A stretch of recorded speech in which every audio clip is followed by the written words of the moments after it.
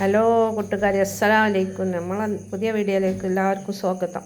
നമുക്കിന്ന് ഉച്ചക്കലത്തെ കറി കർമൂസയും ചിക്കനും കൂടെയാണ്. പിന്നെ ഉപ്പേരിക്ക് മമ്പയറും ചക്കയും ഒരു കൂട്ടുകറി വെക്കാം. അപ്പോൾ നമ്മളത് തുടങ്ങാം. ചിക്കൻ ഇതാ കറി വെക്കാൻ വേണ്ടി പോകുന്നത്. അപ്പം നമ്മളതിൽ കുറച്ച് ഓയിൽ ഒഴിച്ചെടുക്കാം. വാട്ടാൻ ഓയിലാണ് വെക്കുന്നത്. പിന്നെ കർമൂസ എല്ലാ മസാലകളും ഇട്ടൊന്ന് കുക്കറ് വെച്ചത്. കർമൂസയും ചിക്കനും കൂടെ ഒപ്പരൊക്കെ ആ ചിക്കൻ കൂട്ടാനുണ്ടാവില്ല, അരിഞ്ഞു പോകും. അപ്പം കർമൂസ ആദ്യം ഒന്ന് വേവിച്ചിട്ട് ചിക്കനിലേക്ക് ഇട്ടെടുക്കുക വെച്ച് ചിക്കൻ കുക്കറ് വെച്ചൊന്ന് വിസിലടുപ്പിക്കാൻ വേണ്ടി വെച്ചതാണ്. എളുപ്പത്തിന് ഉള്ളിയും തക്കാളിയൊക്കെ റെഡിയാക്കി വെക്കാം.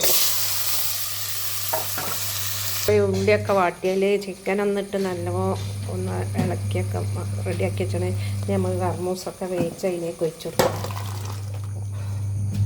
നമുക്ക് അടുപ്പത്തിച്ച് നല്ല വേവിക്കാം. നമ്മളെ കറി ഇവിടെ റെഡി ആയിക്കൊണ്ടിരിക്കുന്നുണ്ട്. ചോറ് ഊറ്റാണ്, ചോറായി. ഇതാ ചോറ് ഊറ്റാണ്, കറി അവിടെ ആയി.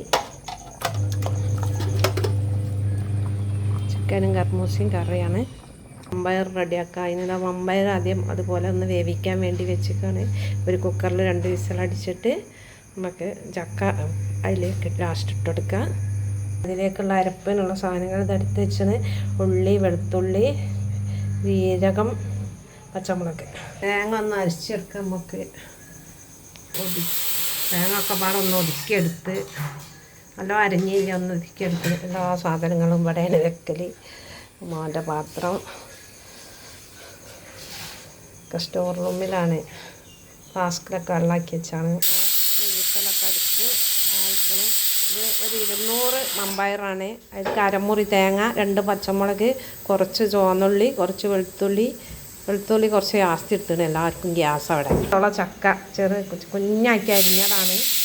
അതുകൊണ്ട് ഇനി അത് വെന്തിട്ട് അതിലേക്ക് നമുക്ക് ഇട്ടെടുക്കാം. നമ്മൾ മമ്പയർ അങ്ങനെ വെന്ത് റെഡി ആയിട്ടുണ്ട്. നമുക്ക് വെളിച്ചെണ്ണ വെച്ചെടുക്കാം.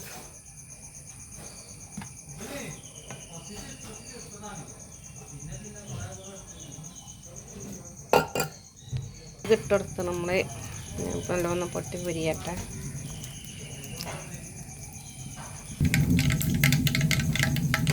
വിരിഞ്ഞ് നമുക്ക് ഇതിലേക്ക് തേങ്ങ ഇട്ടെടുക്കാം.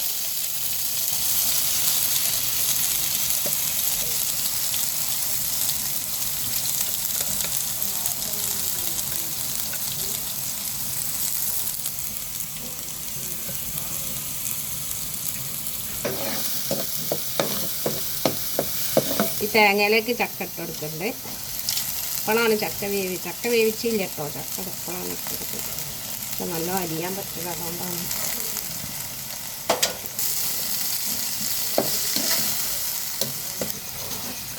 മമ്പയർ തിരിഞ്ഞെടുത്ത് നല്ല വെള്ളം വെച്ച് വന്നോട്ടെ. മഞ്ഞപ്പൊടി വേണ്ടിയവർക്ക് ഇടാം. മഞ്ഞപ്പൊടി ഇട്ടില്ലാലും കുഴപ്പമില്ല, കാലും കുഴപ്പമില്ല. ഇവിടെ കരിയേപ്പിൻ്റെ ഇല എല്ലാവരും ഇടണോ. കരിയേപ്പില കഴിഞ്ഞുപോയി